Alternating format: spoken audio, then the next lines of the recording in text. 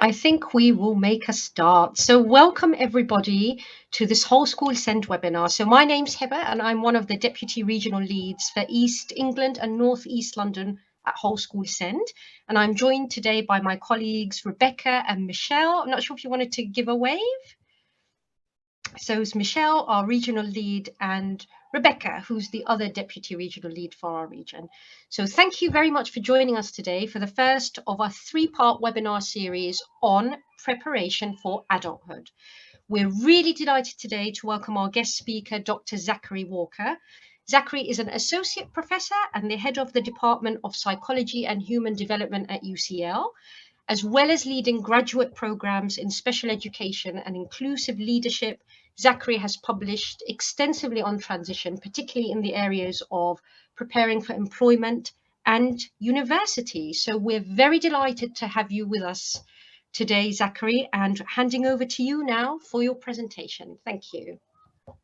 Thank you, Heba. Hi, everybody. I am going to start sharing my screen. I hope that's okay. In the meantime, though, yeah, we're here to talk about adulthood, and I hope you all are as excited about this as I am.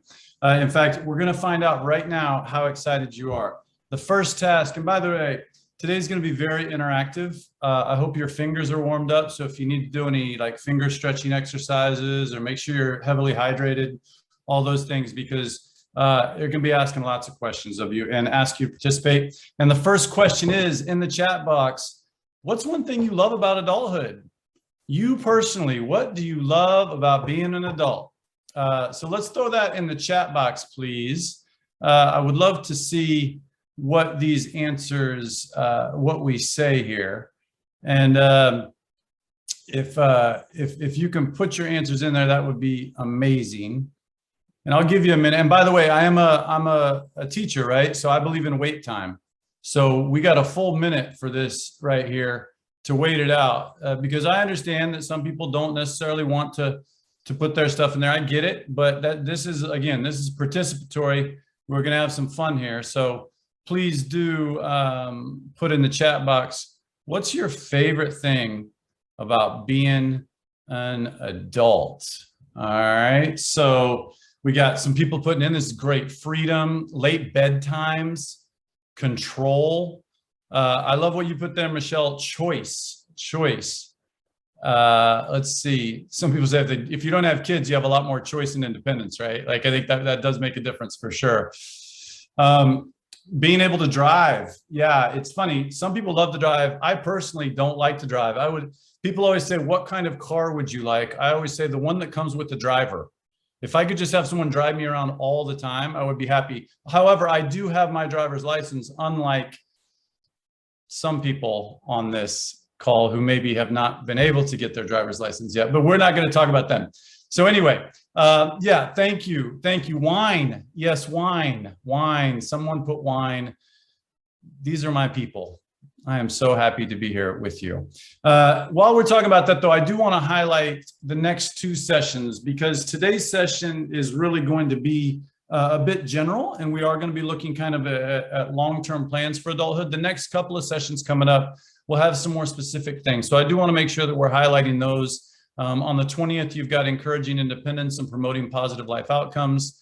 And then you've got on the 17th of November, making a best start. And so the earliest years and looking at those. So again, I am going to cover those broadly and briefly today, but you will have more about those coming up. And I see the wonderkind Francesca has put those links in the chat. So you can click on those and ignore me now, because you've got other things to do. Sign up for those sessions. So I say this not because it's an agenda per se, but in all seriousness, I think if we are in schools and we're not preparing kids for adulthood, then what are we doing? And I think that's something that we really need to be thinking with everything that we do with our kids, is what are we actually preparing them for? And there's some people, and this is a whole other debate that we could have, that talk about if what you're learning in school doesn't transfer outside of the classroom, then you're not learning anything.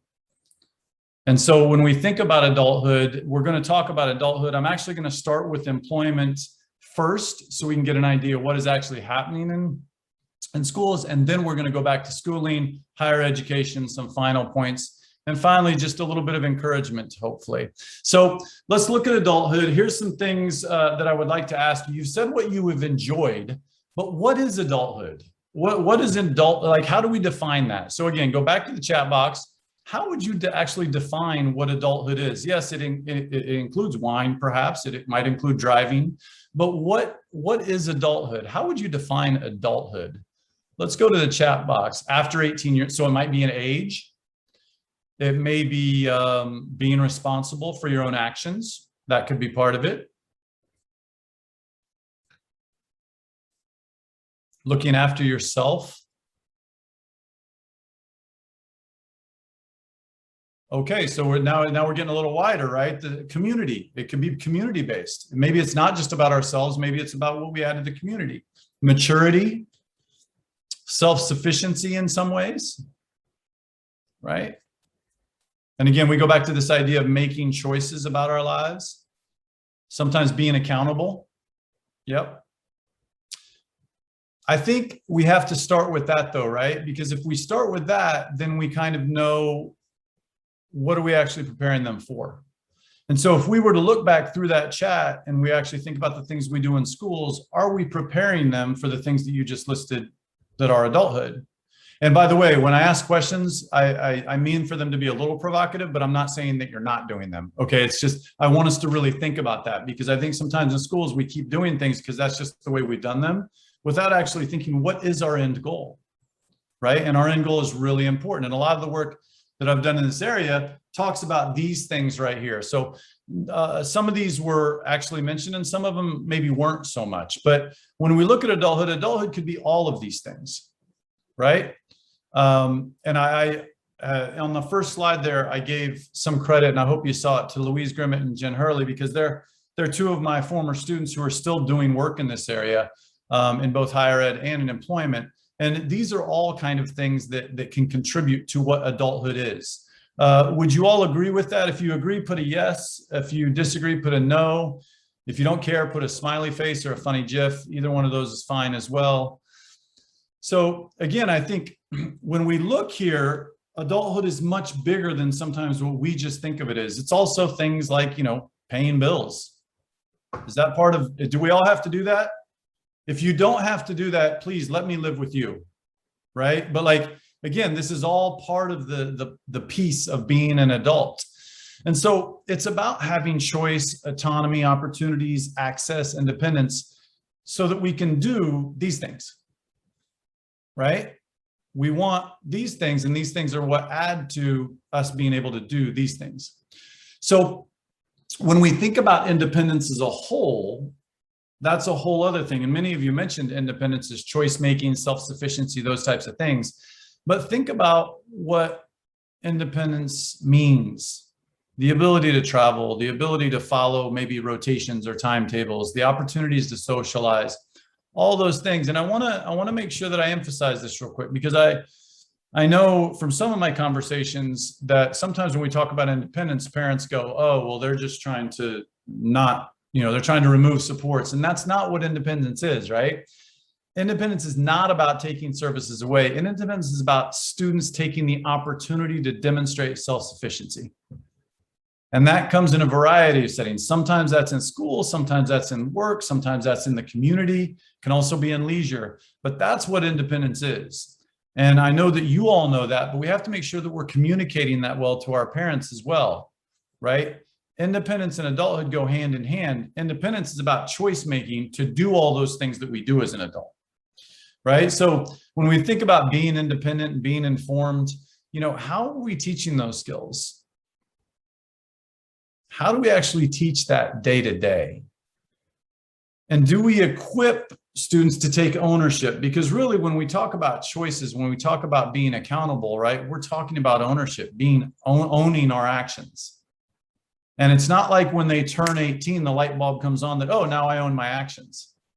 That has to start when they're 3, 4, 5, 6, 7. And it can't just start at home. It's got to start at school. It can't just start at school. It's got to start at home. It can't just start either of those. It's got to start when they're in the community. So again, this idea of everything that we're doing, we're preparing them for independence, choice making, and accountability is really important, right? Are students informed about their choices, the support that's on offer, the benefits of engaging with that support?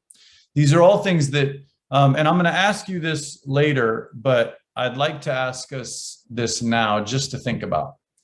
One of the things that, as a former teacher myself, and now as a researcher who works in this field, I find that we often spend a lot of time talking about students, but not to students. We have great plans for their lives, but we don't often talk to them about their lives. And we'll talk to their parents, and we'll talk to their families, and we'll talk to our Senkos, and we'll talk to their teachers, and we'll sometimes talk to our administrators, our head teachers. And sometimes they're not included in those conversations. So we want to constantly be thinking, are we talking about or are we talking to? And when we look at employment, again, here are just some of the statistics came out from the House of Commons just a wee bit ago.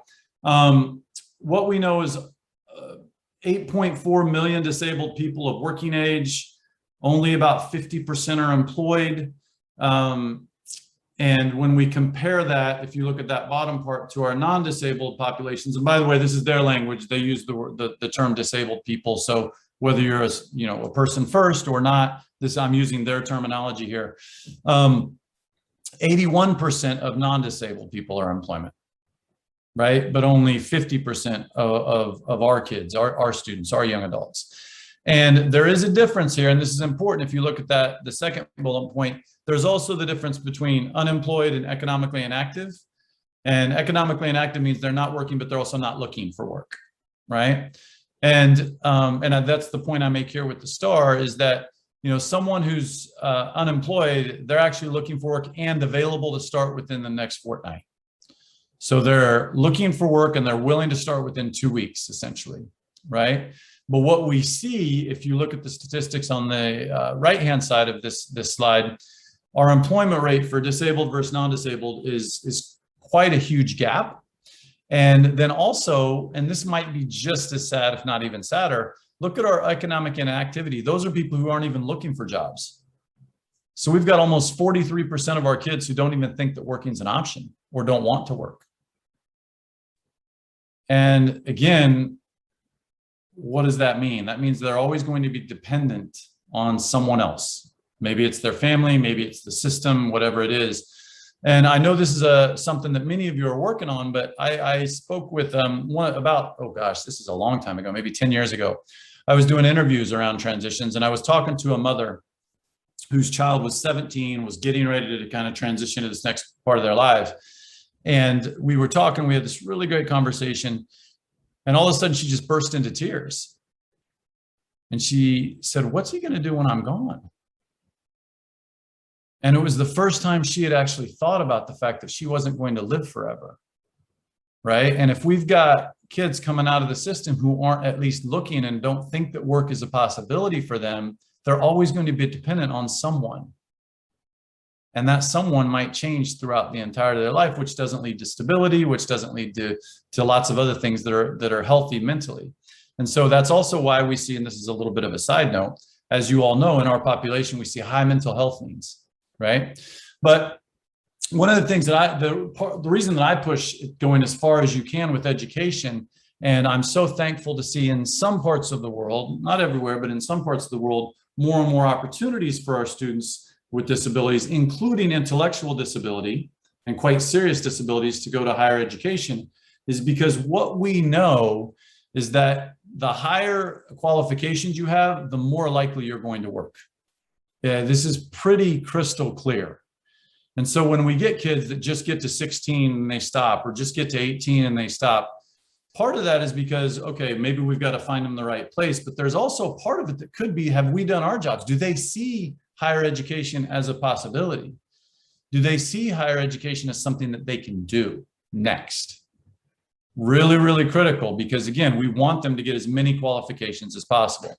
So when we look back at schooling, you all know this, right? These are kind of our general phases that we go to. We've got nursery and reception. We've got our year 1 and 2s, 3 to 6, 7 to 9, et cetera. You've got your kind of your assessments down there at the bottom. I'll talk a little bit more about assessments later, not a lot, but I will pick it out because it's really important. what I'd like to answer here is, when should teachers and schools start to prepare kids for adulthood? What age do you think they should really start to prepare our kids? There might be a second part to this question. So day one, very beginning, early years. I love these answers. So I'm going to go, Allie, thank you for saying that. From nursery, what's one thing that we can do in nursery to prepare our kids for adulthood? I'd like one example of one thing we can do in nursery to prepare our kids for adulthood.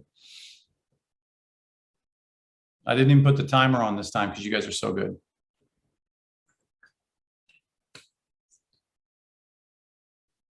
Simon tying their shoes, role model, fasten their own coat, washing hands. Now, and you and I both know this to be true, what oftentimes happens when we're trying to get kids ready at the end of the day and they need to get their coat buttoned, but we're in a rush? What do? Yeah, a lot of times we do things for them, right? And this could be tying their shoelaces, this could be doing their coat, this could be all those things. And one of the things that's hard about this is it does take a lot of self-discipline to let them do things. And this is one of the things when we talk about starting them early years, right? A lot of times this is harder for us than it is for them. Because we're thinking we've got 13 other things to do. We've got all these other kids to manage. We've got to just give them time to be an adult. Does that make sense? We've got to give them time to take the extra minute to fasten their coats, to tie their shoelaces. And so again, time is a big issue, but we've got to be disciplined again and think, if I do this for them, what am I taking away? What am I not preparing them for, right? So here we go. We're looking at early years here. One of the big things that we know is this is where a lot of times this feeling and aspirations start, when they feel like, oh, well, can't quite keep up. There's no way I could go to higher ed. There's no way I could do those things. It often starts right here, because maybe they start to fall behind their peers. And sometimes it's a formal assessment. Sometimes it's other smaller things, informal assessments. It's comments. It's something small that they just recognize they can't quite do it as quickly as others. I was hanging out with a 5-year-old a few weeks ago who was absolutely crushed that she just couldn't run as fast as anyone else. Now, she's 5, right? But she just broke down bawling in tears. And it's one of those things, yeah, some of that's natural, it's developmental, but when that happens in schools, again, she wasn't concerned because she couldn't run. She can run, she loves to run on her own. It was only when she was running next to someone else that she started to realize how much it hurt that she wasn't as good as them in her estimation. And so when you think about that, and then you think about them trying to manage this in a school where there's lots of other kids and they're seeing all this, what does this do to them if we're not constantly building up their aspirational goals and assuring them these other things are still important to you? So here's a few things that we can do to raise their aspirations, right? And all this is going to be distributed. And I think you know all of these things, but I think it's really important that you think about, and I actually, when I made this, I made a point of highlighting just one part. Can everyone see what I highlighted there in the table? With them, right? Again, this goes back to this idea of talking about these things with them and making sure that they're included in all these discussions. And that goes to that second box. If you move from left to right, ensure children's voices are valued and listened to. What do you think? Right? And enabling children to make decisions for themselves, even if it takes a little bit longer. Really, really, really important. And one of the things that we know from our research over at IOE, and by the way, at IOE, I am head of department, but my former role before this was I was the head of our Masters for Special and Inclusive Education. And so if you're familiar with Rob Webster's work, Rob is in our department. We have a fantastic Senko program. We've got lots of programs over there, but one of the things that has come out about TAs is that they're actually can be quite harmful if they're not used appropriately. And part of what happens is oftentimes teachers will start with our students with special needs and disabilities and those kinds of educational gaps. They'll just give them to the TA. And now all the time is spent with the TA, and the TA either does things with them or is holding their hand the entire time. And when that happens, again, what does that do for independence? Not only am I not quite as good as my peers, I can see them over there doing that stuff, but now this person's not going to give me any choice in what I do. And I think it's really, really critical that we think about how we're using our TAs and what we're doing with our TAs, because they're incredibly, incredibly valuable, but we've got to use them right if we want to build independence. So it's now story time. We're 22 minutes in, and I think it's time to tell a story. It's a short story. If you're familiar, does anyone know of Rick Bragg? Give me a yes or a no in the chat box, please. Yes or no, Rick Bragg, the author. Let me know if you've heard of. Okay, so no, good. Yeah. So that's not good or bad. I mean, I think he's won a Pulitzer. He's really a prolific author. He's from the U.S., but this is from his book called All Over But the Shoutin'. I'm just going to read you this small snippet of the book because I think it's really important, and it shows, even though sometimes we think, oh, well, you know, they're so young, they don't even see it. They're so young, they don't even understand it. This talks about his experience in kid. Now, again, he went on to become a Pulitzer Prize winning author, best-selling author many times over. It was about the time I had my first taste of education in the Alabama public school system in the US. I fell in love with a little girl named Janice something. But the first grade was divided into a rigid caste system by the ancient teacher, and I was placed clear across the room from her. They named the sections of the divided classroom after birds. She was a cardinal, one of the children of well-to-do who studied from the nice book with bright pictures, and I was a jaybird, one of the poor or just plain dumb children who got what was left after the good books were passed out. Our lessons were so simplistic, and I could always read. I memorized the simple reader, and one day the teacher was so impressed, she let me read with the cardinals. I did not miss a word, but the next day I was back with the jaybirds. The teacher, and I will always remember this, told me I'd be much more comfortable with my own kind. I was 6, but even at 6, you understand what it means to be told you're not good enough to sit with the well-scrubbed. Again, I think it's important to think about, even at 5, 6 years old, our kids understand when they have to spend all their time with a TA, or when they're not given the same amount of independence that other kids are, or when, you see what I mean? Like, all these things are really important.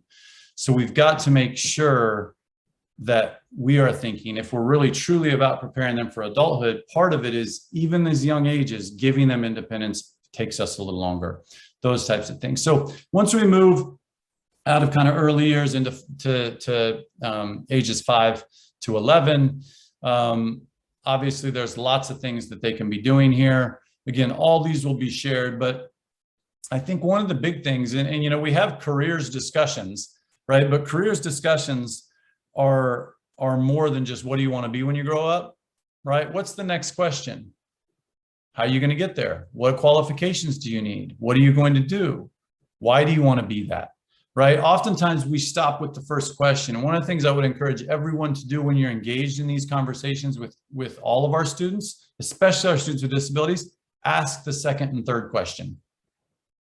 I work with, on the university setting, I worked in a program for a while that we catered to kids with intellectual disability. Now, they couldn't come and get a whole university degree, but they came on campus, they lived on campus, they would, you know, audit 1 or 2 classes, they got to do things on the campus clubs and so on and so forth. And one of the young men was 19 years old. And I was talking to his parents one time, he was there, and we were talking about when he was little, he wanted to be an astronaut. And it was really like that, he was sure he was going to be an astronaut. And one of the things that came out through those discussions is, you know, as he got older, he still wanted to be an astronaut. 9, 10, 11, 12, 13, 14. And his parents were really struggling with how do we tell him that he's not going to be able to be an astronaut, you know, and it's not because of anything other than just the qualification. I couldn't be an astronaut either, right? Like, I'm not smart enough. But do you see what I mean? Like, how do you break that conversation with them? And as we got through it, and they went back to the conversations they were having, what they ended up working out was the only reason he really wanted to be an astronaut is because he always wanted to wear a uniform. He thought it would just be so cool to wear a uniform. So when he was 17 or 18, they finally figured this out. He had been working at McDonald's for like 4 or 5 years, was a fly flipper, you know, was working 20 or 30 hours a week, had a great job, but he got to wear his uniform. But again, if they wouldn't have eventually had that second, third, and fourth conversation about, well, why do you want to be that? What do you have to do, et cetera, they may never have known that the uniform was really the draw. So I think it's really important that we ask that second, third, and fourth question, especially once they get to this age. It's not enough just to ask the first question. So we talked about this already. I'm going to skip past this a little bit and move right along. I think I am. Oh, there we go. So now we're 11 to 16 years old. Again, we're talking about careers. We're talking about potentially at this point, higher education more specifically. What are they engaged in with extracurriculars? What are some of the other things we need to be doing at this age? What are some of the other things that you feel like are some of the best practices that you've seen in your schools that we need to be doing at this age? Let's put that in the chat box. You got out of the last chat. So let's put this one into the chat box. What are some of the best practices that we could see here that you all know that you're doing in your own schools for this kind of KS3, KS4? Becky, meaningful qualifications, right? And helping them understand what that means. Bringing different professionals in. Again, and one of the things that's important is not just talk about the job, talk about how they got to the job. And I think that, again, that's really important because we want them to understand that it's a process. You don't just wake up and get out and get the job. I love this, Ali, getting into the community. Really, really important that they're you know, transportation, those kinds of things. I worked with, I lived in Singapore for 5 years before moving here. And they have limited shelter workshops in Singapore and limited opportunities for individuals with disabilities. But those that they do have, one of the big issues is they can't have one in every neighborhood. So transportation is really, really hard, right? So this idea of how we're getting to and from work is really important as well. Yeah, independent travel, enterprise activities, communication, teamwork, those kinds of things. We're going to talk a little bit about those. I'm going to show you an example here in a little bit about those as well. But yes, really, really important that, again, at this age now, we're starting to get them out, getting them into the qualifications part and the skills part, not just the, oh, that's what you want to be, right? This is all got to, and again, the key word here is independent. Can we create opportunities, even if they're simulations of how they're doing this stuff independently without our leadership, right? So part of it is them learning what software and study skills they have and the tools that are available to them. So one of the things that wasn't brought up is, let's say that they learn that they can do that profession, but they need to get this qualification. Well, maybe studying is hard for them for any number of reasons. So what are the skills, what are the software, what are the tools that they might need that are going to help them get through those things? And so there's a few examples here. And again, this is from Jennifer Harley's work, one of our students. I'll just go through, obviously, immersive readers are really important, but this particular one can be really, really helpful for comprehension, for things like independent reading. They're simple to use. And by the way, let me also say, I know that at a certain age, sometimes technology becomes a bit more intimidating. I would also say that it is our responsibility to get in there and play with it ourselves. I always say it's like a sandbox, right? You got to get in there and get dirty with it. You got to just try some things. And the only reason that, you know, our students will try things, that's part of the reason that they're so much fun and they pick up technology quicker, is because they'll get in there and try things. What we have to do is also be willing to get in there and try things with them. So immersive readers, XMind, which is a mind mapping brainstorming software, really, really good and helpful. Claro ReadWrite. Again, so this is kind of dictation, and all these things are things that this kind of population is Jennifer's using with her students as they transition into further education and higher education opportunities. So again, those are the kind of things that we have to be willing to do as we're preparing them for this, right? Ages 16 and 19. By this point, hopefully they might even have a part-time job. Maybe it's 5 or 10 hours a week, but we want them to start thinking in these terms. Maybe they're already applying for scholarships or bursaries or those kinds of things, because it's really important that they're starting to see adulthood as something that they have to do. This is not something that we're doing for them. And again, this is a broad kind of overview of adulthood, but I just want us to continue to come back to the fact that this is always what we have to be looking for as the end point. Adulthood, independence, whether it's employment or education, has to be our endpoint, right? The other thing that's really important, if you look at that, and I mentioned this just a second ago, but that bottom right one, financial support. I'm going to talk a little bit about this later, but by the time they get to this age, they need to be understanding what is going to be available to them, whether it's in the workplace or in higher education. That's really, really, really critical that they start to understand that at this time. So I'm going to ask you a different kind of question. Now, we've talked about all the kind of the transitions between different years in schooling. Sometimes it's different years, sometimes it's different schools, right? How do you prepare students for a transition, right? Because that's what we've talked about. We've talked about these different kind of blocks of schooling. How do we prepare our students for that transition? Let's put that in the box. We'll go 1 minute here. Kara, tell me more. Give them time. Tell me more about that.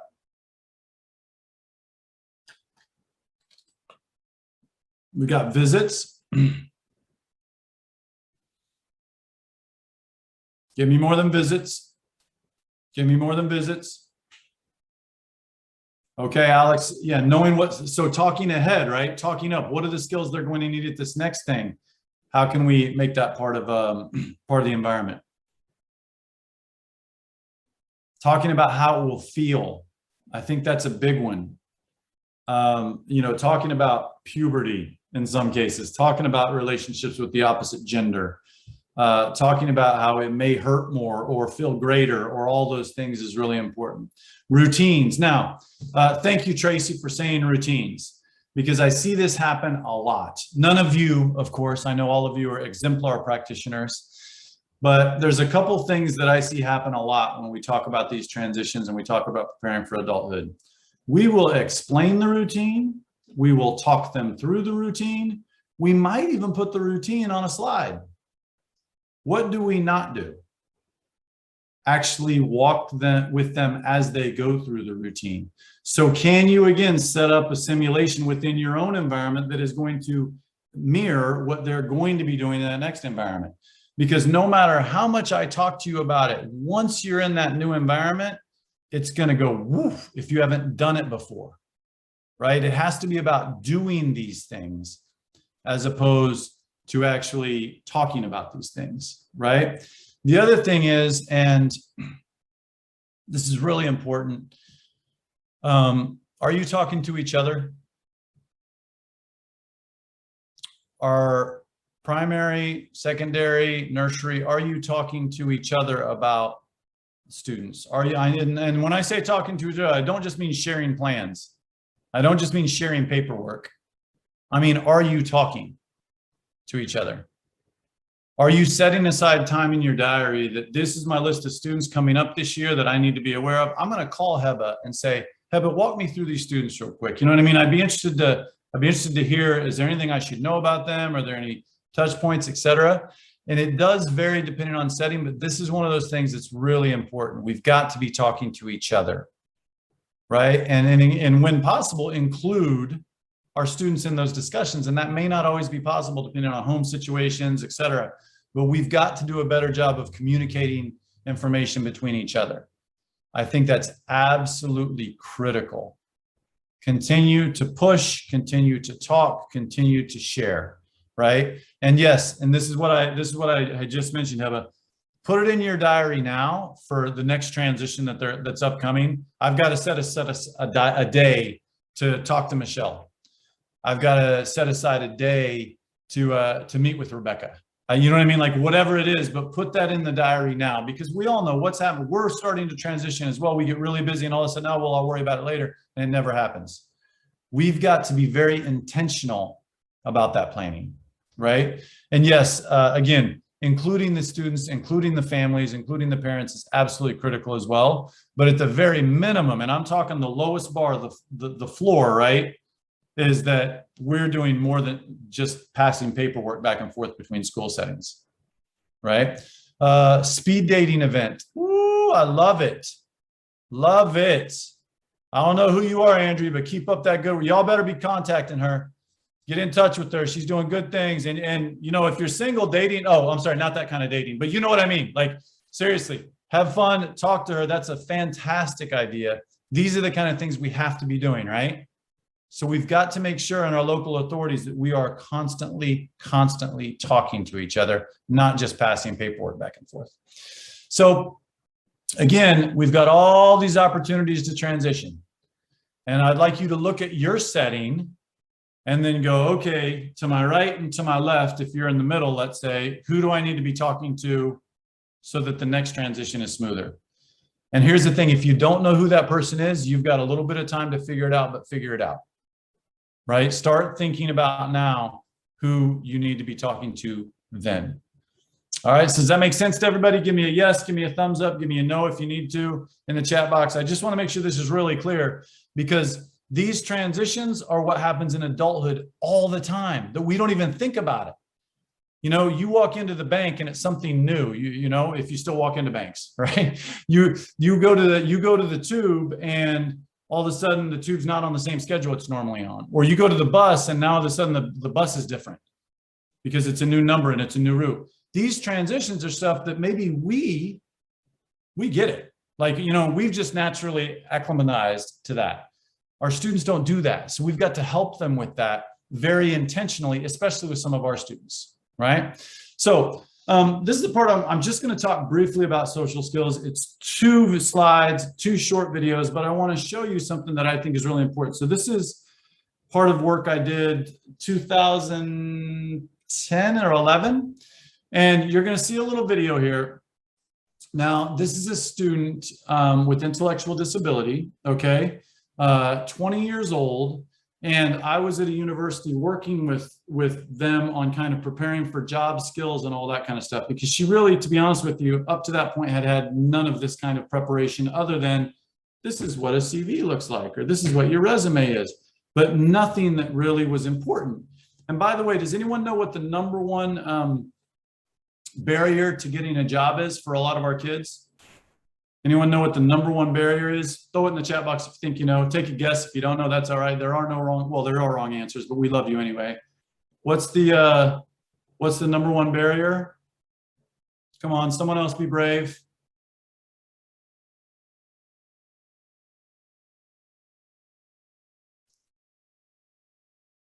Some of you have actually put it. It's actually the interview itself.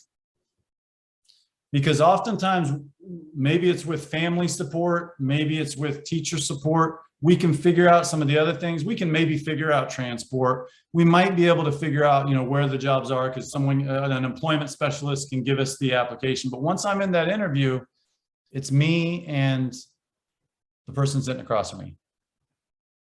And so this is an example of, now what I'm going to show you here, this is baseline data. Okay, this student's name is Anna. And again, what we did, and this is, by the way, this is, we were using kind of mixed reality. And yeah, that's true. It is if you get to the interview, but yes, assuming that you get there, the interview is the #1 barrier overall. But what we see here is Anna, the very first day, what we've done is we've set her down and we're filming her, obviously, as she undergoes a mock interview. Okay, now this is the very first time she's ever done anything like this. And let's just watch her. And I'm gonna play it, but what she says isn't important, right? Because what we say in interviews is oftentimes not important. It's how we present ourselves. So I'd just like you to watch Anna in this particular setting. Okay, this is Mr.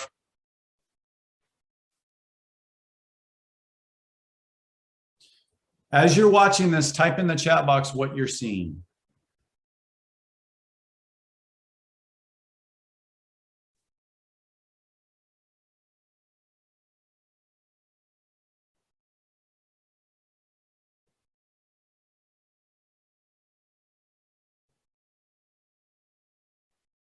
Be specific. Good, good, good. Anxious, nervous, but tell me what this looks like. Tell me what body language and awkwardness we're talking about here.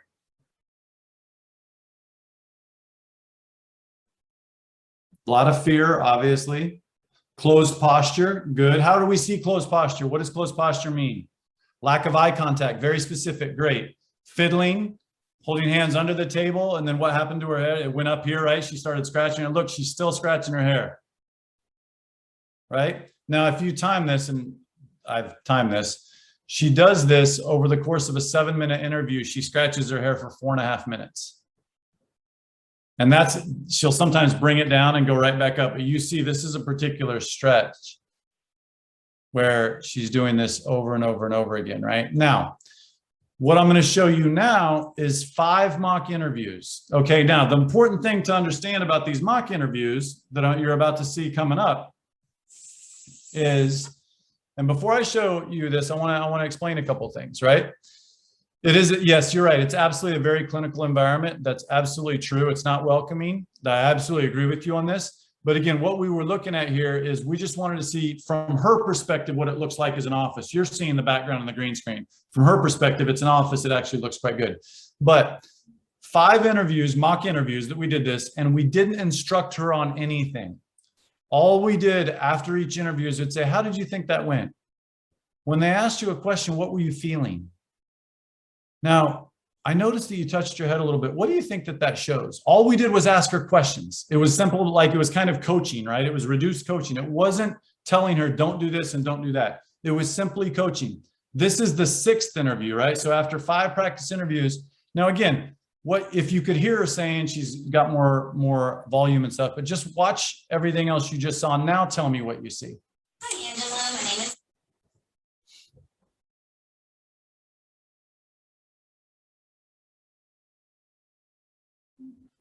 No comfort blanket. Yep. What else are we seeing? More eye contact, open, confident posture. See your back straight. Now, here's the thing that's interesting about this. When we had 5 participants in this particular study. The first interview for all 5 of them averaged the interview. And by the way, there were 10 questions in the interview, right? 10 questions. The average was 4 minutes. That's how long the interviews lasted for each person, because they literally were giving yes, no answers. They were nervous. They didn't expand on anything. They didn't talk about their strengths. Which, what do you have to do in an interview? At the very minimum, you've got to come across as not nervous, but hopefully you're able to say, yes, I did that. I did it well. Yes, I can do this. They didn't do any of that. It was yes and no answers to almost everything. After we went through this with 5 interviews to 5 to 7 interviews, depending on the student, the length of the interview went from 4 minutes to 7.5 minutes. Still not incredibly long, right? But all students with intellectual disabilities. And again, any of it was not through telling them exactly what to do. It was all through coaching, just asking questions. What could you do? What do you think of this? What do you think of that? So again, when we talk about social skills, so much of this is asking the second question, asking the third question, having them actually practice these skills that we're talking about. Let's stop talking about them and have them actually do the things, right? And I think that's really, really important for us to consider. So once we get to higher education, and why it's so important is because once we get to higher education, as all of you know, no one's doing things for you, right? There are supports there, but you are doing things yourself. And so the first couple of questions here, and you don't have to answer them, but the things to think about, do your students even believe they're capable of further or higher education? Do they even think that that's a possibility for them? Do their families know that there is support? Because some of their families might be telling them it's not possible, right? But there's lots of support out there. And again, you're going to get the slides, so we're not going to read everything to you, but there is financial support. There are bursaries. There's physical support. There's adjustments that they're actually entitled to, right? And some of these are part of the law, and some of them are just university offerings, right? But it's important that we're making all this aware and that we're starting to talk through this 11 to 16, not once they're 16 to 19, because it does require planning. It does require preparing, and it prepares that not just our students, but sometimes the families as much as anything, right? So, how informed are you and your students about these opportunities? That would be one of the first things I would ask yourself in your school and the curriculum. What is in there about further education and higher education, and what are the gaps we need to fill, right? Disability rights, the Equality Act of 2010, it protects from discrimination. It provides legal rights, education, employment, access to goods, buying land, buying property. Now, that bottom part is what I want you to see here. It also protects the rights of someone who has an association. So, for example, a carer or a parent. They're often entitled to protection as well. But many of our families have no idea about this. So they just take the entire burden themselves, right?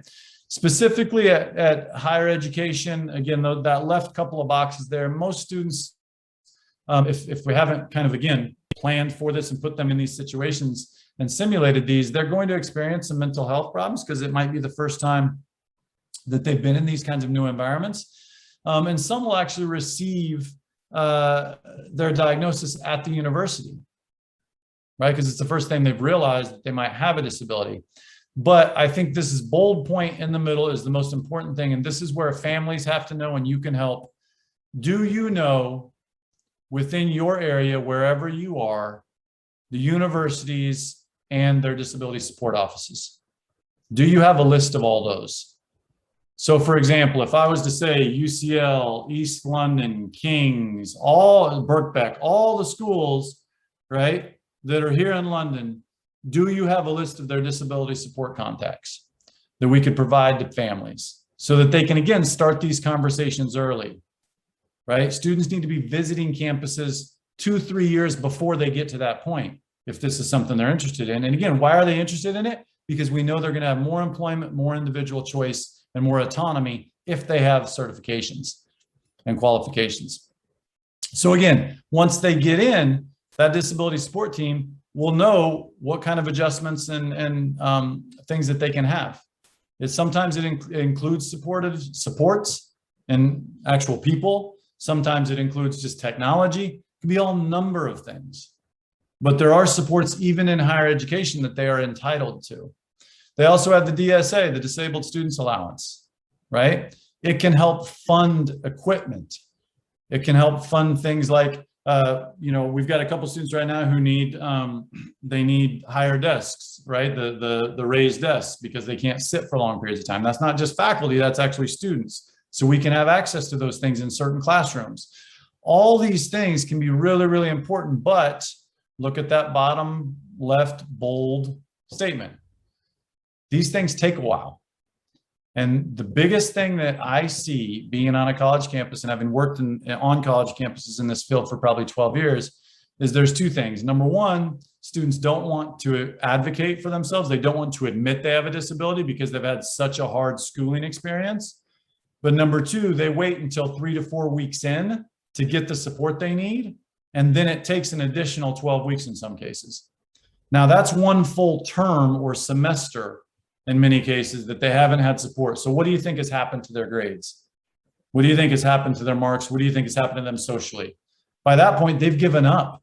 They've already dropped out because they weren't very, very proactive. And again, we're talking 3, 4, 5, 6 months ahead of time thinking about what they were going to need, because it can take a while.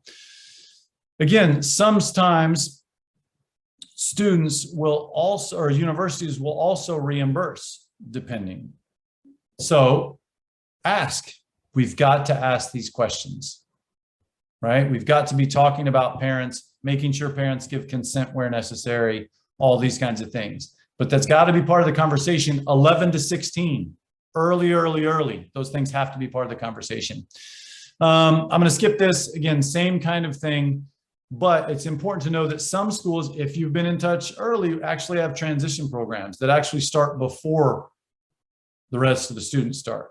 All these things can be really, really helpful. You've got to know within your area or where your school students are wanting to go, what they actually have. Again, I mentioned this before, the biggest issue is disclosure. Raising kids who are confident enough to say, I have a disability, I'm entitled to support, how can you help me?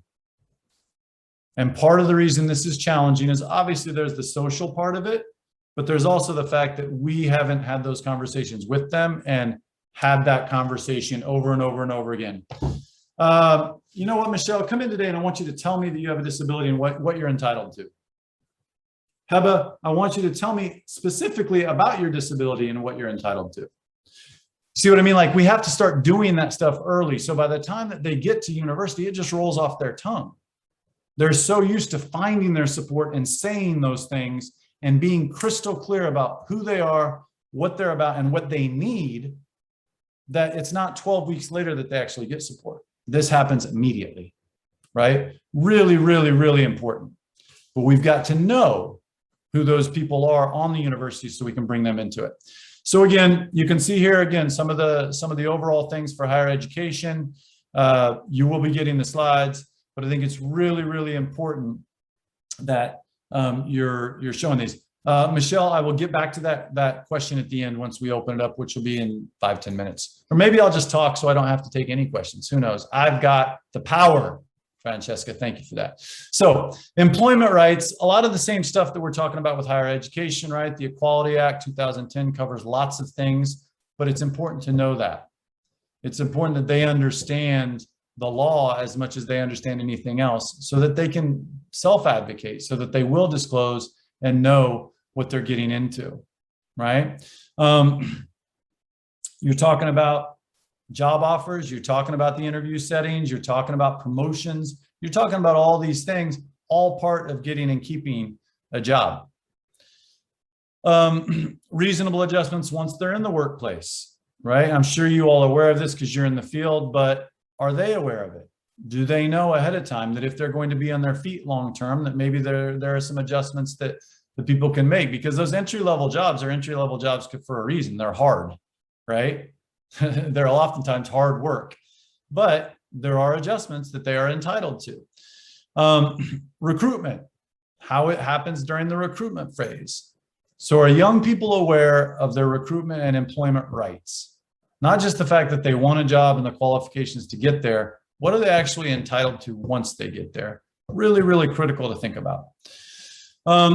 Finally, well, not finally, there's a couple more things here. Universal credit. I'm sure you're all aware with this as well, but there are supports available and we need to make sure that they're aware of them.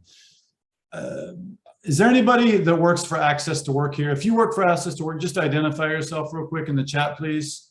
Anybody that is here from Access to Work? Anybody know anything about Access to Work?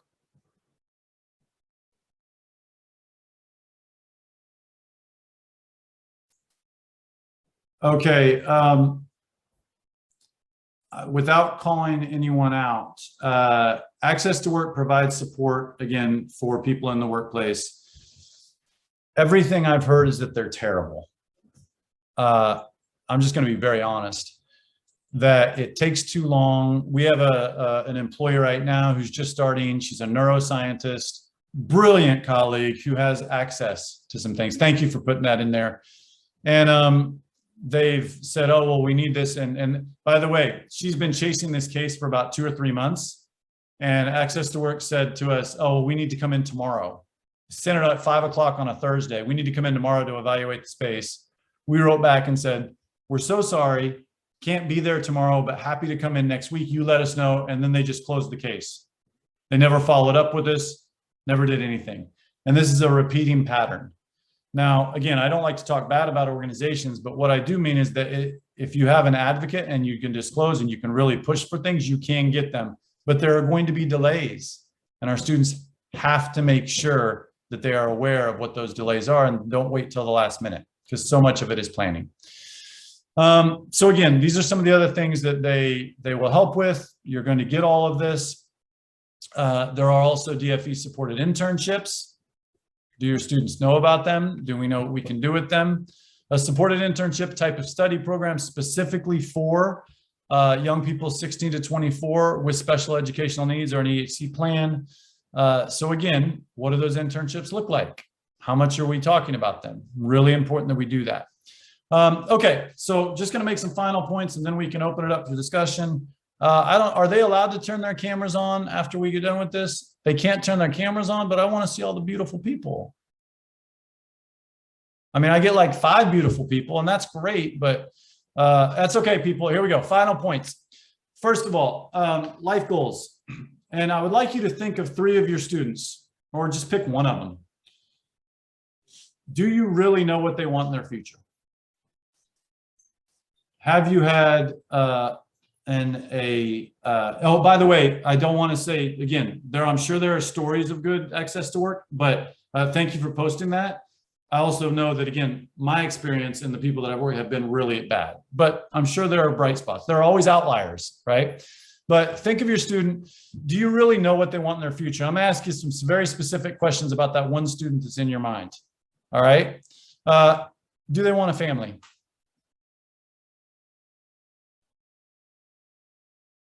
Do they want a home of their own? How big do they want their home to be? How many people do they want in their family? Do they want a job, a car? Do they want to go on holidays? Where to?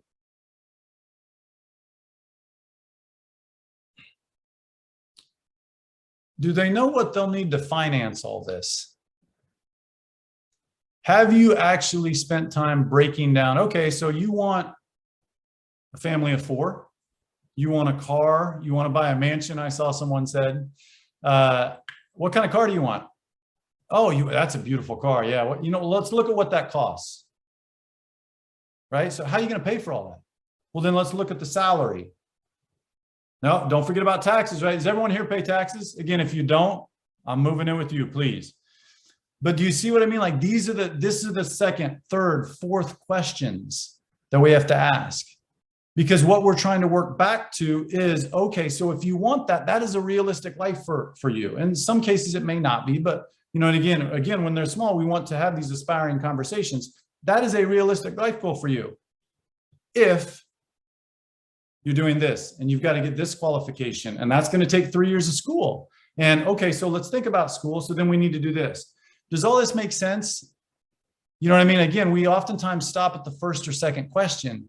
And so they just think, oh, well, yeah, they said I could be this, but do they really understand everything that goes into that? Because we don't know that they're hearing that from their parents, right?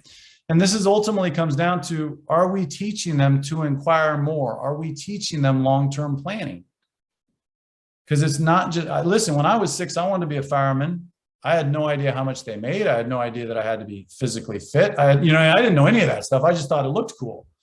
No one ever had that conversation with me. Obviously, I grew out of that stage. I became something much more important, a teacher, right? See what I did there? I plugged all of us. But the point is that we have to think about them understanding everything to get there and make that a very realistic goal. Your car, your mansion, your trip to wherever you want to go to, your family of 4, all that is possible if this happens. That's the part we got to get to. And finally, connecting with the wider community. This came up earlier. And again, thank you. I think it might have been Simon. I'm not sure who mentioned about connecting with the community. Being an adult is connecting with the wider community. And it's really important that we're also teaching them how to do that. So again, when we talk about questions, does your student know how to call a GP? Does your student know how to use an app for the GP? Does your student know how to pay a bill online? How to manage a bank account? Does your student know how to use Uber? To call, to make sure they're in the right place, that the payment comes right off the app? Does your student know how to file for taxes? Oh, bless them. Does your student know how to join a gym if they want to stay fit? We know that, kids, individuals with disabilities have much higher rates of obesity and heart disease and risks, physical risks. Does your student know how to reserve a table at a restaurant? They know how to, again, search for a job. So all these are questions we have to continue to ask ourselves. You don't have to answer this, but I'd like you to think about as one of your takeaways, how do adults connect with the wider community? How did we learn all these things? Some of them we just kind of naturally learned. Sometimes it was our parents doing them. But unfortunately, these are all part of connecting, being a part of a community and being a part of it, being an employee and being all those things. But we're not spending the time on these, right? And oftentimes we need to. So remember, my first, I don't know if y'all remember this, my first cassette tape back in the day was by a rapper named Kool Moe Dee. And his album was called Knowledge is Power. And that has always stuck with me. We've got to make sure that students understand where they want to go, but they also understand how to get there, right? Through what they think they can achieve, to what support is available, to, questioning them about how hard this stuff is. And again, I'm going to ask some very pointed questions. How well do you build opportunities? If we go back to what we started with, what is adulthood? You mentioned independence, choices, decision-making, wine. How well do you choose your wine? No, how well do you build opportunities for them to do those things? You don't have to answer that, but this has to be at the front of our mind every day if we're talking about adulthood, right? It has to be there every day. So before we go to questions, I asked this at the start. You don't have to answer it if you don't feel comfortable, but I would like you to really think about it. Do you spend more time talking about a student's future or to students about their future? And again, that's not just one question here or there. These are questions, third, fourth, fifth, sixth questions, right? We've got to get beyond the simple things that we often teach. So there's going to be a bunch of resources here for you that you will get in the slides. I'm going to ask you, I think it's the next slide, to tell me one of your reflections on today. Good, bad, ugly. It can be any of those. You can say, I disagree with you on this. That's fine. But I would like you to think about what is one thing that you are taking away from today. I'll give you 1 minute. And if you're really, really nice and smile big, I might give you 2 minutes. But let's start with 1 minute. One thing that you're taking away from today that you're going to take back to your setting and you want to discuss or implement that will really bring about some hopefully meaningful change. Again, it may not happen tomorrow, but over the course of the next 6 months to a year.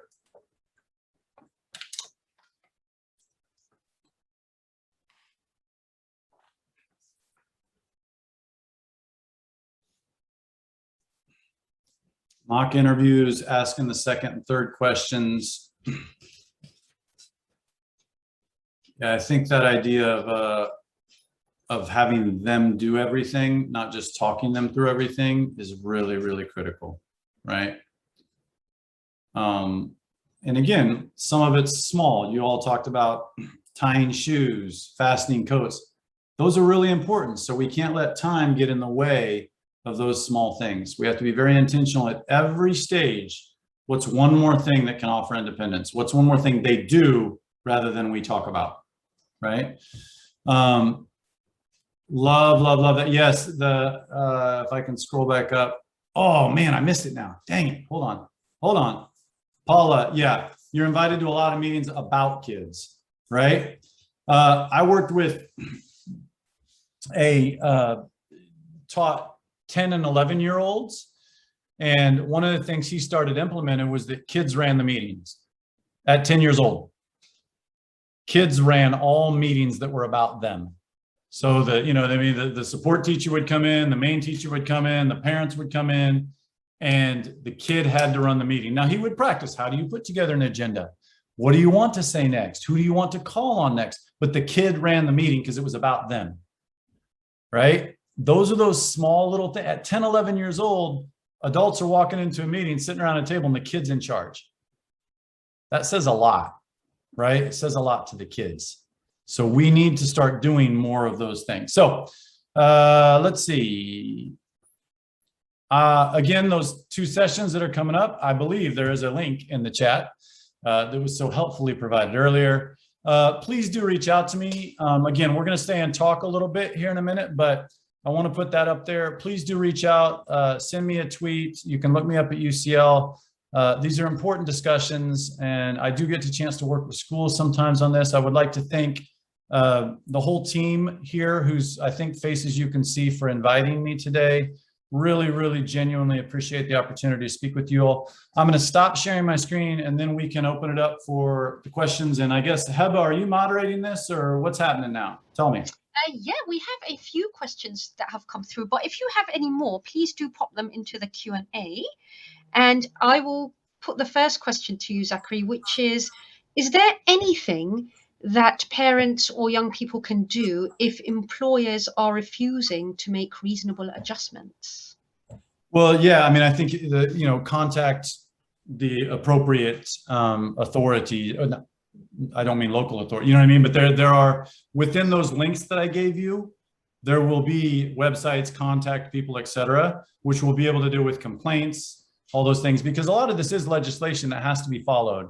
So I think just following up, and here's the hard part, honestly, and we all know this. And by the way, if you hear my puppy in the background, I apologize. He's getting anxious and wants to go run. But I'm just going to show you his picture real quick, so you know that, like, I'm not making that up. That is him. So anyway, and I'm going to give you a new background too, because we're in the hour 2, so that's exciting. Here's the thing. Those things take time though, right? Following up, chasing the appropriate authorities, the appropriate people, it takes time. A lot of, and you all know this because you have parents who chase you all the time, right? A lot of it is just about, it's a war of attrition, where they're down. You know what I mean? Keep at them, keep at them, keep at them until you get the rights that are deserved. Thank you. I don't know if Michelle, did you have any other questions that came through to you? I did, yeah. Thanks, Heba. I just wondered what your views were. One of the questions is, what are your views on, especially I think it's probably more primary setting, where the child isn't aware of their disability, and that's like through parental choice, and therefore, yeah, just kind of what your views and kind of what, sometimes that can be a bit of a barrier to talking openly and freely. So just wondered what your thoughts were.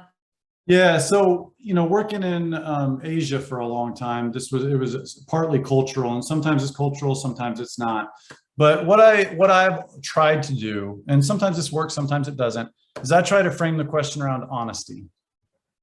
Right? I wouldn't tell someone that they're tall if they're not. I would just say, you're short, that's okay. A lot of things you're going to have to do differently in the world. You know what I mean? You're not going to be able to see over crowds, but you know what? You can sneak through people a lot easier, right? So I think when I talk to parents, one of the things I started to try to do is say, it's okay. We're all different. The same conversations you're having, but you want to be honest, because your child's going to figure it out at some point, or they're going to walk through life thinking they just aren't as smart or as able or as capable as everyone else. And so I try to have conversations with parents around the honesty piece, as opposed to the, oh, well, they'll have access to services, or, oh, they'll have this. For me, it's more of, you need to be honest with your child, because they're going to be so much further along later if we're honest with them. And I would think as a parent, you want them to be honest with you. One of the things that comes up in leadership sometimes is leaders trust first. As a leader, I have to be willing to trust my people. And as parents, if we want our kids to trust us, we have to be willing to trust them. And part of that is being honest with them. So it's hard though, especially depending on the cultural background and, the family background. But I definitely think that there's a piece there of framing it around honesty as opposed to around what they're going to get from it. You know what I mean? I hope that helps. Yeah, that's great. That's a really good way of framing it, actually. I really like that. I personally, in my day job, got a really difficult situation around that at the moment. So it's really great that question came up, because it was something I was thinking of. So thank you for that. Thank you. Now, Rebecca, did you have any other questions in the chat that have come up, or? Maybe no one has any questions. I'm good with that. I've got one more, Heba, that I found. Yeah. Last one, I'm sorry, Zachary. No, you're fine. Keep them coming. How do you overcome the challenge of parents with low or no aspirations for their young people or children with SEND? Yeah. Again, how many of you had that one teacher that you just remember? That, you know what I mean? It was just one teacher. I will tell you who it was for me. It was Mrs. Owens.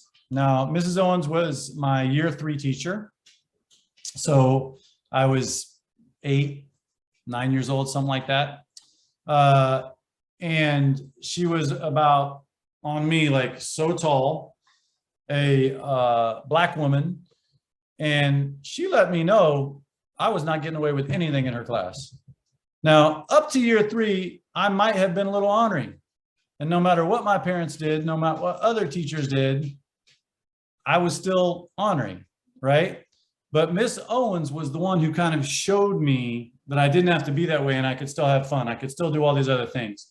So the point that I'm making here is that we can't change every parent, right? That's not our job. We can try to work with parents, but what we can do is focus on what we do with the kids. And we can show kids what is possible. We can show them that we believe in them, even if their parents don't. Because I would guess that many of us on here maybe didn't come from the ideal parental background. Hopefully we all did, but that's just, the statistics tell us otherwise.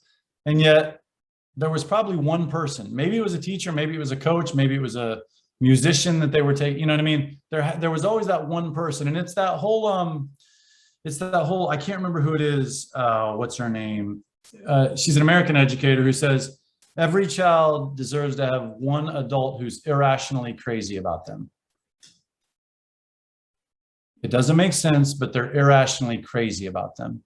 And I think that's what we have to do for those kids whose parents aren't necessarily, no, it's not Amy Fast. I can't remember who it is. New York City. She's like a superintendent in New York City. It's a great TED Talk. If you look up that phrase, the TED Talk will come up.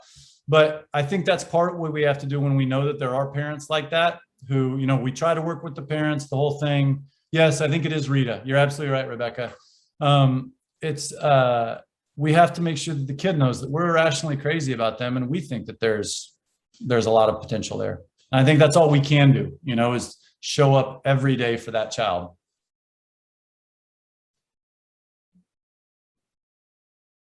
Thanks for sharing that. I could not remember her name off the top of my head. It's a great TED Talk, though. It's a brilliant TED Talk. So if you do get a chance, definitely check it out. That's great. Thanks, Zachary. Was there any more questions, Rebecca or Heather? We have one from Becky Green. So you talked about applying for the DSA early, but is this possible ahead of results and before a place in higher or further ed has been confirmed? So the formal process may not always be possible, but what you can be doing is you can talk to the Office of Supports. You can make sure that you know all the information. Most importantly, probably, you can make sure they know who you are. You know what I mean? Like, so that when it does go back, that you can even have those conversations about, once I get admitted, and by the way, that's the phrasing, right? Not if I get admitted, it is once I get admitted, I want to make sure that I'm signing up for this right away. I'd like to prioritize it. What do I need to do to make sure this is first through the queue? You can start. So there's sometimes formal things that can be done ahead of time. There's other things that can't. But I think the most important thing is making sure that they know who you are and that you are, you're pushing as much as possible. Thank you very much. That's great. And I'm just looking through very quickly to see if I've missed any questions maybe. If anyone can see them and I can't, do jump in, Rebecca or Michelle. Let me just see. Yes, we do have one more. I can see it now. It's, how would you advise parents who focus on the academic aspects of their child's development over their social well-being, leading to their child having little or no social skills? I have a parent in mind that feels that academic progress alone will help the child fit in and get by in life. Yeah, it's a really good question. And again, I think sometimes this can be cultural, right? There are cultures where academics are the thing. I think there's lots of research out there. And as a researcher, this is kind of my gig, but like there's lots of research out there about any number of things. What I might do is have a folder of why social skills are important. And if you read an article, if you see a talk, if you hear something, if you see a news story, throw it in that folder, you know, and then on the other side of that, here are some resources for this. It's building a resource bank and then potentially sharing those things with those parents. And again, do it in a friendly way. I think one of my pet peeves, all right, when working with parents is, what do we oftentimes hear teachers say? I've got to fill in the blank with parents. What do we say, fill in the blank? They'll often say, I have to deal with parents. You got to deal with parents? Like, what kind of relationship are we building there then, right? Like, you get the opportunity to work with parents. By the way, I understand that not all parents are easy to work with. Completely understand that. But if we, right, in our minds, and this is something I talk about in all the settings that I work in, really, assume good intent. Always go into a conversation assuming good intent. So if we assume good intent, then when we're talking to that parent, we bring it, and it's not for them, it's for us, right? It's for our mindset.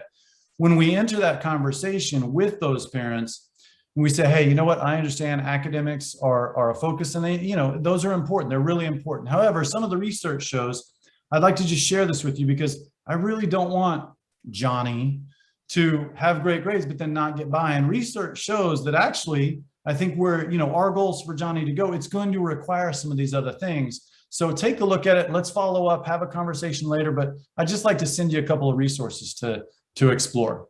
You see what I mean? Like those kind of conversations, I think are really important. And sometimes, again, that's an actual research article. Sometimes it's something that you read in the Guardian or the Times, depending on where you fall. But there, you know what I mean? There's always these kinds of things that pop up. It could be a 2-minute video that you saw on YouTube, or it could be a research article. But I would put together some of those resources and then be willing to share those, but enter those conversations with parents with good intent. I think that's the most important thing. There's a question here from Becky. I don't know if you've already responded to it. She says, you talked about applying for DSA early, but is this possible ahead of results and before a place or higher further education is confirmed? Yeah, we just mentioned that about the idea that at least get your name on the list, know who they are, know the process, start as early as possible, be annoying before it even becomes possible to be annoying. And do it with a smile on your face and do it lovingly, but, make sure they know that you're in line and that once you get admitted, again, not if you get admitted, once you get admitted, you want these services in place and you're going to take advantage of them. But again, who should be doing the leading on this? That's an open question. Who should be doing the leading on this? The young person. The student, right? The young person, because that is critical. I will tell you this, very rarely at the higher ed level, at the further education level, I don't want to talk to parents. In fact, if a parent contacts me, I'm automatically red flag. This one's going to be a problem. But if a kid comes to me and says, hey, you know what? I have dyslexia, or I have this challenge and I'm really looking for supports, I will run through a wall for that child. And I will absolutely make sure that they are getting the support they need because they came, they've talked about it. Clearly, they want the support. They want to succeed. That's my job, is to help them succeed. So, I think that is really important. The young person is prepared. Sorry, Zachary. We've just got one more. Just a question around, with so many children, young people, like not attending school, a significant proportion with special education needs and disabilities. What are your tips for helping us to reach out and engage them to consider more than just the next day? So again, kind of along those aspirational kind of, paths, that it's not just about the next day and the next day, it's about the path. I wish I had a great answer. I got to be honest, I don't know that I do. I think this is going to sound really bad, and I don't mean it that way. Okay. What do young kids do? They do what is exciting to them. So until we make school exciting, they're not going to come. in many cases. Not every case, but in many cases. One of the questions that Dave Burgess asks is, he says, would kids come to your class if they didn't have to? Would they come just because the performance is so great, or because they're having so much fun, or because they're so involved, or because it's so exciting that they want to be there? We've got to make schools, we've got to make our support. A lot of kids will come because of you. You're that one person who's irrationally crazy about them, right? So, I mean, I think before we can start talking about big aspirational goals, we have to get past this daily mindset. And the day mindset is, when I wake up today, what's going to be exciting today, or what's going to make me feel good today? You know what? Going and having a conversation with Jenny, that's going to make me feel good today. So I'm going to go to school today just because I get to talk to her. That might be enough. And then, oh my gosh, you should have heard about Michelle's science lesson. They are so much fun. They're stuff blowing up everywhere. You like, do you see what I mean? But like, until we make it where they're either there for the relationship or because it's so exciting, like, we're going to have a real hard time. And, you know, there's lots of other, obviously, societal issues there, but I think that's where we have to start. And it brings me back to that whole thing. Last thing I'll say, and then if there's other things, but you'll often hear times, I can't get that kid to sit down. Like, you can't get him to sit still, moving all the time. And then you'll hear their parents say, that kid will play a video game for 7 straight hours and never even go to the toilet. Well, how is it that we can't get them to sit down in one area, but in another area, they'll sit and focus for 7 straight hours? It's because they're excited about the video games. So what can we learn to make our lessons more exciting, more engaging, where they're involved in it? And again, I'm not saying that video games are good or bad, but what I am saying is that as soon as we start approaching education and relationship building like that, you know, it's the puppy, be more puppy. When that kid comes around the corner, you are wagging your tail and smiling, maybe even drooling on him because you're so excited to see him. You know what I mean? Like, we have to be that for a lot of our kids. We just do. I know that's hard, but that's what we have to be. Now, Zachary, can you please give us 3 examples of best practice that you have observed for preparing for employment or FE? Or what was that second point? Or further education. Yeah, so I think the first thing is, I gave the example earlier of having kids starting to run their own meetings, 9, 10, 11 years old. I think that's critical because it gets them used to speaking in front of other people. It gets them used to discussing their own disability or their need openly and honestly. So I think that is definitely one as far as preparing that part. I like what many of you put. The other thing is I say, so whether it's a kid tying their shoes or a kid fastening their coat, the second best practice I would say is have patience. Because again, we all get rushed and then all of a sudden we just do stuff for them. No, sit there and wait it out. You know, and that's, again, I believe in wait time. That's really important. So that would be the second one. I think the third one, you know, it's really quite, it's the thing that we always go back to, but I think it's the most important thing. It's relationships. If kids know you care about them, you can tell them, no. Telling me you want that job is not enough. How are you going to get there? Let's sit down and talk about it. No. I want to know exactly what you're going to do to get that job. If they don't know that you care about them, they're just going to turn you out and turn you off. But as soon as they know you care, that you can have that conversation with them. And so I think, you know, having kids run their meetings, and maybe it's a long meeting, maybe at younger ages, it's a shorter meeting. Having kids do things on their own, so be patient with them. But then the third thing is really work on building the relationship, because you can have better conversations if they know that you care about them and they trust you. I like that. And I can see how we can sort of use that in a secondary school setting when they start sort of being involved perhaps in their annual review meetings and just giving them more of a voice, because I think we sort of talk about young person's voice, but really we are not hearing that voice. So that's helpful. I think, and to go back to what you're saying, I think one of the questions I have a whole list of questions that I ask teachers when I talk to schools and stuff like that is, are you saying every kid in your classroom's name every day? Do you say their name to them? Every kid, can you imagine coming to school and your whole day no one says your name?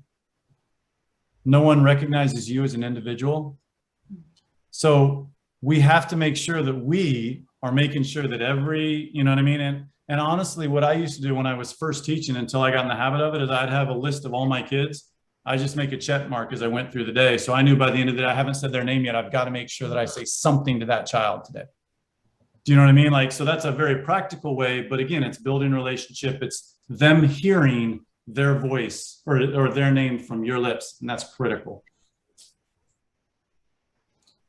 Okay.